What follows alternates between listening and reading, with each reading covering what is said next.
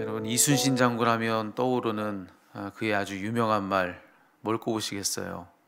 우리가 다 아는 말이 이런 말을 했다고 하죠. 신에게는 아직 12척의 배가 있습니다. 그렇게 얘기했다고 합니다. 원균이 이끌던 조선의 수군이 그 칠천량 해전이라는 이 전쟁에서 괴멸이 되고 맙니다. 이에 당시에 조선의 왕인 선조는 이 원균을 대신해서 다시금 그 이순신 장군이 조선의 해군을 이끌게 하죠. 그러면서 이순신 장군에게 뭐 해전으로서는 이제 더 이상 병력이 없으니까요. 해전을 포기하고 육상에서 싸울 것을 명령합니다. 자, 그때 이순신 장군에게 남은 배가 고작해야 12척의 판옥선이었다고 그렇게 전해집니다.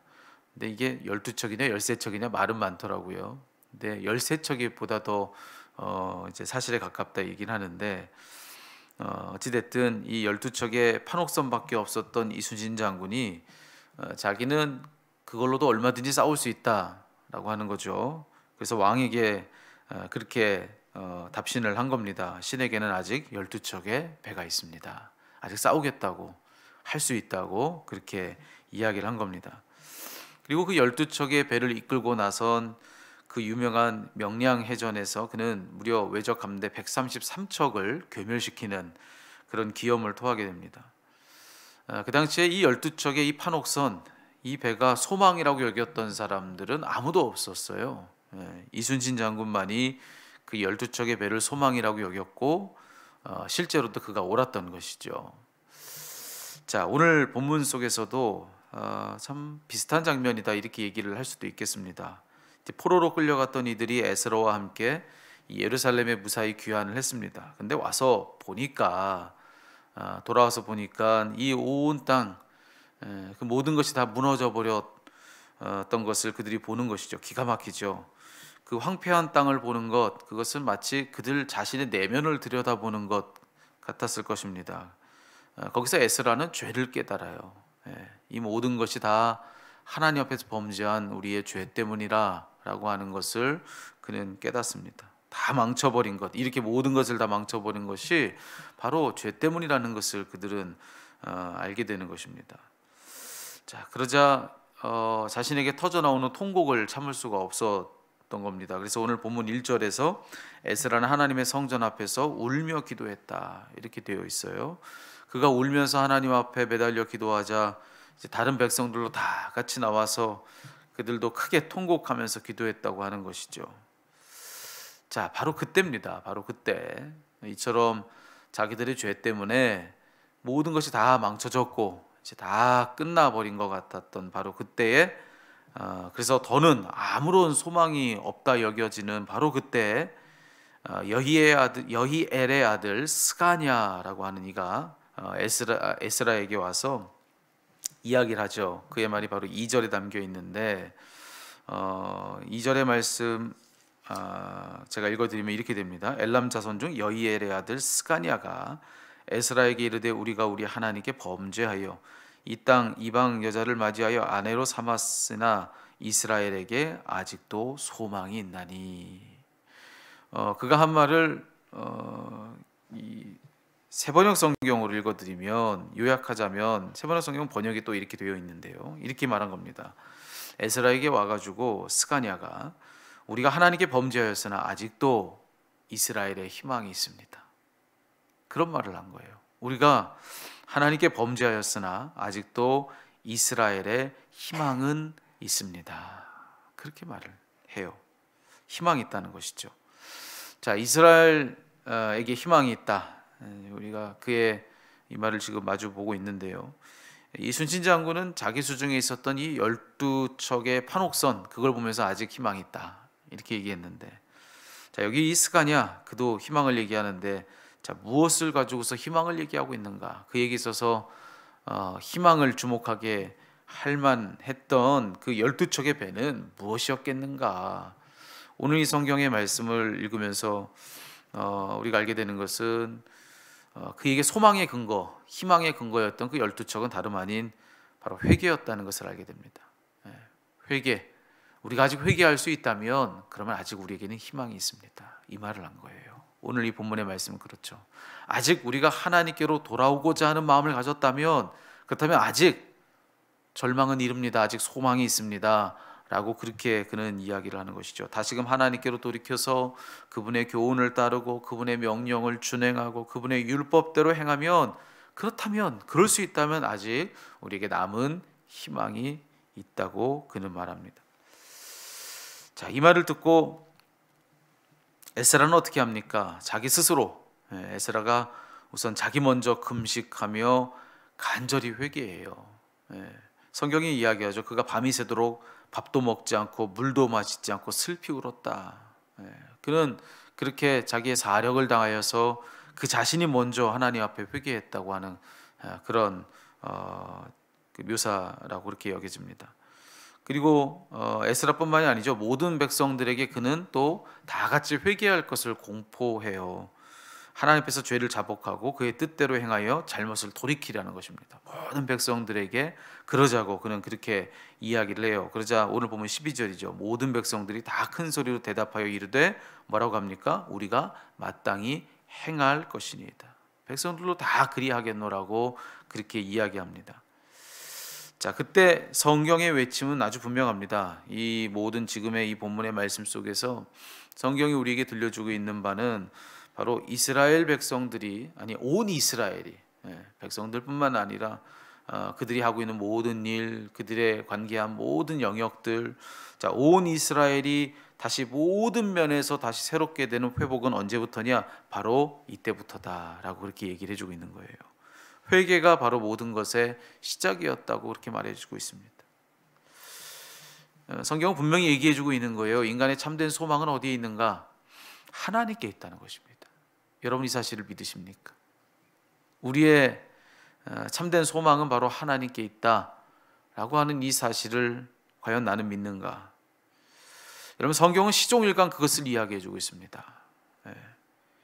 하나님께서 지으신 세상에 하나님께서 지으신 피조물로서 하나님이 주시는 은혜를 누리며 하나님께서 주시는 이 힘을 가지고 사는 존재가 인간입니다.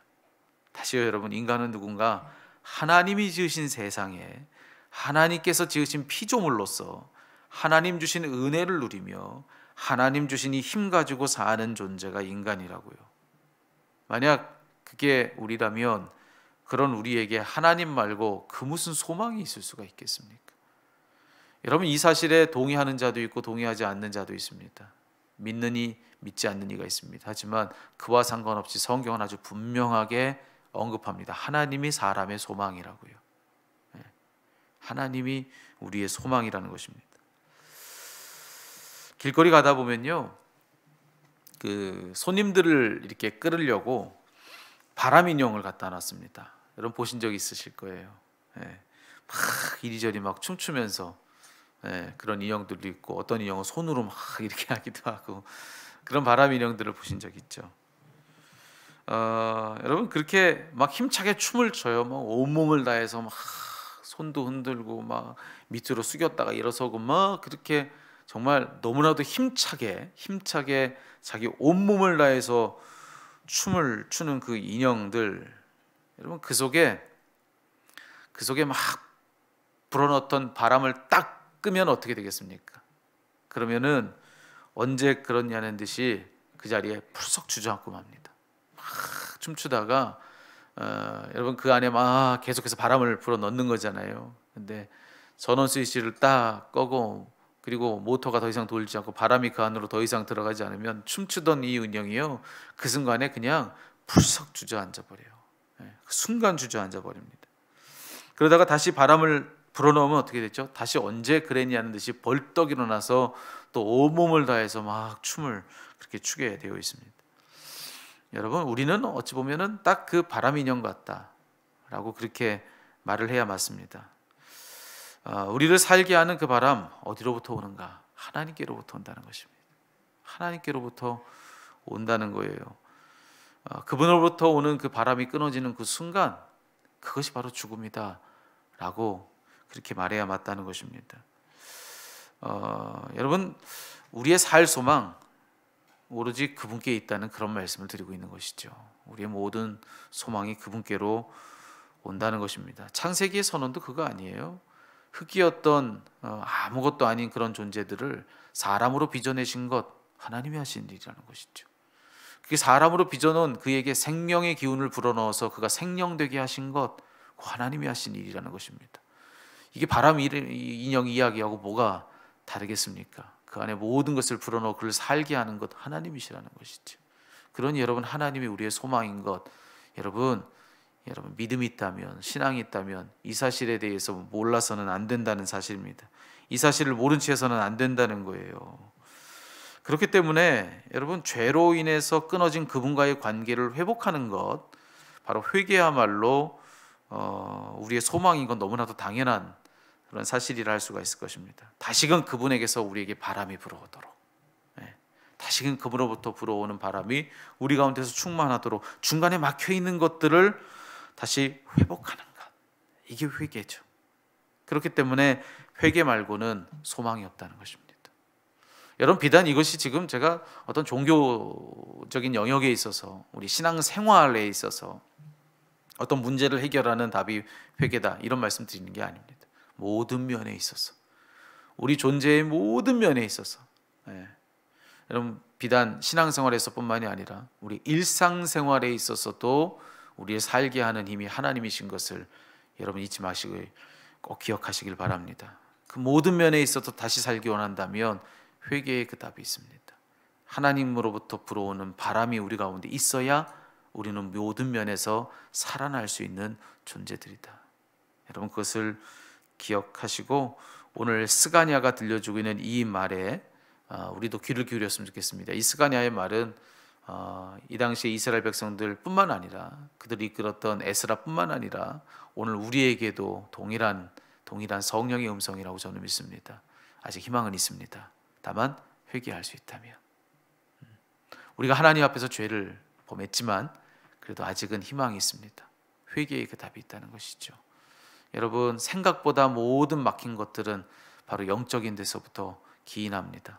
그러니 여러분, 오늘 기도하는 가운데 그분과의 관계를 점검해 보십시오. 중간에 나는 그분으로부터 바람이 불어와야 그 바람 때문에 사는데 거기 막혀 있지 않은가?